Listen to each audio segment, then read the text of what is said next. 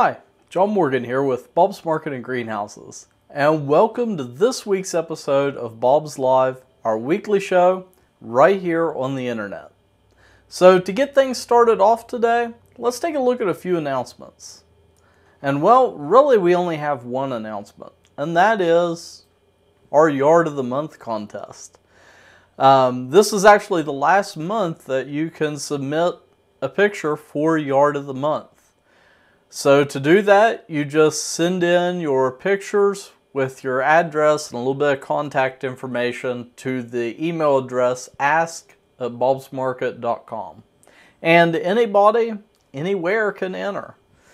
And actually, if you go over to our blog and check it out now, we have this last month, September, we have Joni Knight, who was the winner of that month, up on the site now. So you can check out her yard. It's really beautiful. Decorated gorgeously for fall. And submissions for October are due by Wednesday, October 31st. Definitely try to get them in by then, because this is our last month, so you know they won't be carrying over. And up next, I wanted to show you a little bit of an update about what's going on with our building. I missed last week's show because I was traveling, and the week before that because of some technical difficulties. So this is the first update in a while. We've got the foundation done, and the steel for the building arrived this week. So next week in the video, you'll see a crane working on putting up the building.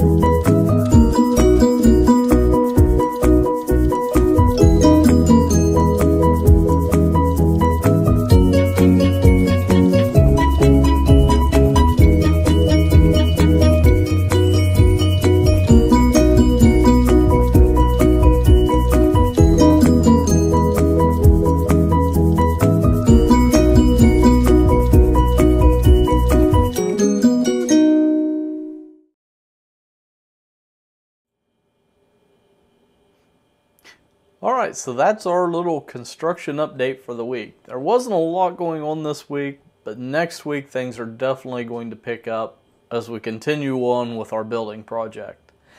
And for this week's video, as far as something kind of educational for our show, I actually had somebody else do a video. Brogan Barnett's did a project for Marshall about our cutting operation. So we grow plants in a couple different ways. The most common way that everyone thinks about is growing them from seeds. But you can also grow plants from cuttings. And each year we do about 4 million cuttings. And it all gets done by hand, as you'll see in the video. So let's check that out. Because the cuttings will also be sprayed with a rooting hormone, which will be taken in through the open stomata. In about 5 days, roots will begin to form on the cuttings. At this time, it is vital that the soil, which is a peat moss base, is kept at about 72 degrees. This is done by heating the flats from beneath. Once the cuttings develop roots, they are fertilized immediately to continue growth. The plants will continue to flourish until they are big enough to be transplanted. They can be transplanted into small pots, hanging baskets, or larger planters. These finished products are then sold, and the seemingly endless cycle begins once again.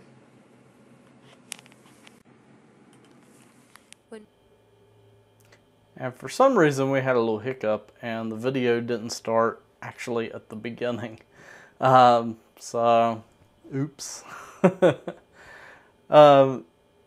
Yeah, I hope the next video doesn't do that, which it may. So, oh well. Up next, I wanted to do our fall foliage forecast. And right now is the perfect time to get out and look at some fall foliage. Especially over on the East Coast, you can see that right now we're kind of in the peak area. The mountains of West Virginia and more north, it's kind of past its peak now. And I was actually traveling down through the Atlanta area this past weekend, and it was just gorgeous. And if we zoom in on our area, you can see that right now we are in the peak of fall foliage.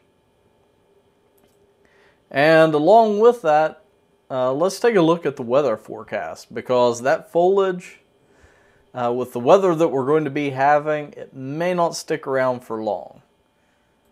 So if we take a look at the current radar, we're showing a little line of rain headed toward us. And that's going to be moving through tonight, but that's not the big story right now. And we'll get to that a little bit later. So the rain forecast for the next 48 hours is showing, a little bit of a rain system moving over us. But if we look ahead in the week, we're going to have all of that moisture from Hurricane Sandy to deal with. So Saturday, Sunday, Monday, and Tuesday, we're looking at rain.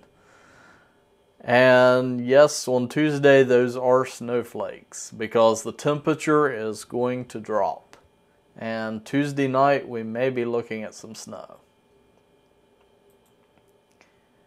And then the rain's going to stick around through Wednesday and Thursday. And then finally, we'll start to clear up on Friday and into Saturday.